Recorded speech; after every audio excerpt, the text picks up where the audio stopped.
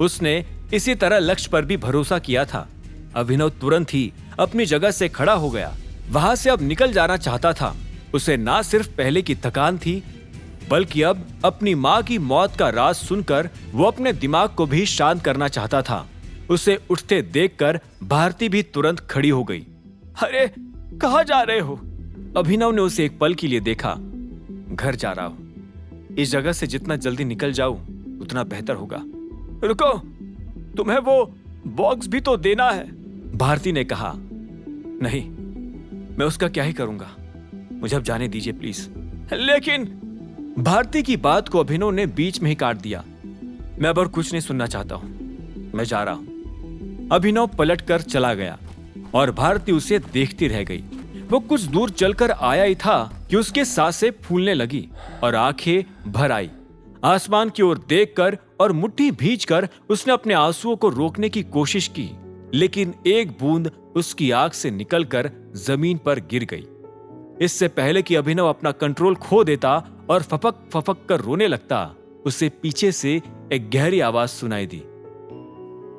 Tiger. अभिनव ने पलटकर देखा। वो आवाज अकरम की थी। तुरंत ही उसने अपने आंसू भी पोंछ लिए। तुम ठीक हो? कुछ लाओ तुम्हारे लिए, अकरम ने कहा। नहीं, मैं ठीक हूं। शायद मुझे अब चेंज करके जिम चले जाना चाहिए। एक बात को लेकर थोड़ा सोचना भी है। अभिनव की टोन सुनकर अकरम समझ गया था कि वो फिलहाल किसी से बात करने के मूड में नहीं था। उसे अंदर ही अंदर घुटन महसूस हो रही थी और वापस ठीक होने के लिए ताजी हवा की जरूरत थी। अभिनव बिना कुछ और कहे गाड़ी में आकर बैठ गया और अकरम उसे अपने घर ले गया। घर पहुंचते ही वो गेस्ट रूम में चला गया और शावर लेकर उसने अपने कपड़े भी बदल लिए। तुम्हें अब कैसा महसूस हो रहा है? अभिनव को गेस्ट रूम से बाहर निकलते देखकर अकरम ने पूछा। उसने जवाब में अपना सिर हिलाते हुए कहा, अब थोड़ा बेहतर लग रहा है। बस किसी शांत जगह जाकर सब चीजों के बारे में सोचने की जरूरत है। तो अभी ही जा रहे हो? मैं शाम को बोल देता हूँ, वो तुम्हें ड्रॉप कर देगा। ठीक है। अकरम शाम को फोन लगाते हुए अभिनव के साथ घर के बाहर आ गया। जल्दी आओ शाम, ये कहकर उसने फोन काटा और फिर अभिनव की ओर देखा। मैं रात में फिर कॉल करूंगा तुम्हें, तुम्हारी खबर पूछने के लिए। जरूर, थैंक्स, अभिनव ने एक फीकी मुस्कान के साथ कहा। कुछ ही सेकंड्स में शाम गाड़ी लेकर आ गया और अभिनव अकरम को बाय कहकर उसमें बैठ गया। जिम की ओर गाड़ी चले जा रही थी और उसके अंदर पूरी तरह से सन्नाटा था। शाम गाड़ी चला रहा था और वही अभिनव के दिमाग में कई सारे ख्याल चल रहे थे। उसके मन में ऐसे कई सवाल आ चुके थे जिनके वो जवाब ढूंढना चाहता था। हरप्रीत कौन थी? स्मूथ थेरेपी क्या थी? उसकी माँ को कौन सा जहर दिया गया था? ये सारे सवाल तो वो भारती से करना ही भूल गया था। हालांकि फिर उसे महसूस हुआ कि अभी इतने सवाल करने का वक्त भी नहीं था। उसे फिलहाल अपने दिमाग को शांत करने की जरूरत थी। अर्जुन के जिम जाकर वो एक्सरसाइज करके अपने आप को रिलैक्स कर सकता था। साथ ही उसे वैसे भी जिम फिर से शुरू करने की जरूरत थी। जिम के अंदर घुसते ही अभिनव ने देखा कि सारी जिम मशीन्स को अर्जुन ने पिछली बार से इस बार बेहतर तरीके से सेट कर दिया था।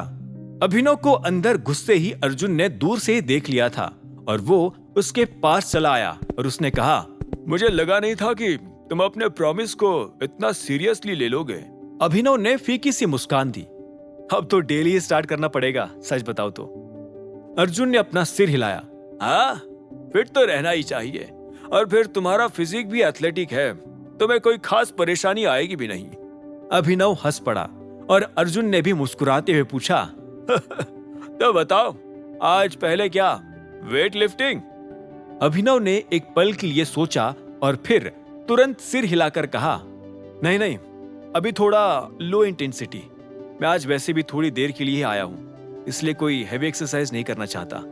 अर्जुन ने हामी में अपना सिर हिलाया।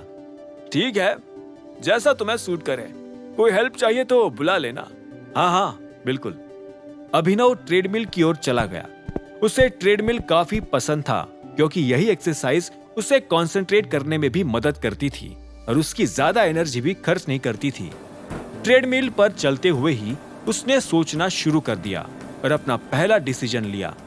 अब चाहे वो हरप्रीत कोई भी हो, लेकिन अपनी माँ की मौत का बदला लेने के लिए उसका खात्मा तय था। साथ ही अभिनव उसकी स्मूथ थेरेपी को भी पूरी तरह से तबाह करके सिर्फ अपनी माँ के नुस्खे वाली क्रीम को दुनिया के सामने लाना चाहता था। यही सोचते हुए उसे अचानक कुछ याद भी आया। उसने अभी अभी एक कंपनी खरीदी थी जो उसके किसी काम की नहीं आ रही थी, लेकिन अब वो उस कंपनी को अपनी माँ के नाम पर करके उनके नुस्खे और मेहनत को इंसाफ दे सकता था। अभिनव को उसका ये प्लान पूरी तरह से काम करता दिख रहा था। भले ही लोगों के हिसाब से बदला लेना बुरी बात थी, लेकिन अभिनव को इससे अच्छा तरीका और कुछ नहीं दिख रहा था। आगे की कहानी जानने के लिए देखें अगला एपिसोड सिर्फ पॉकेट एफएम के यूट्यूब चैनल पर, और द रिटर्न ऑफ टाइगर के सारे एपिसोड्स को सुनने के लिए डिस्क्रिप्शन में दी लिंक से डाउनलोड करें पॉकेट एफएम ऐप।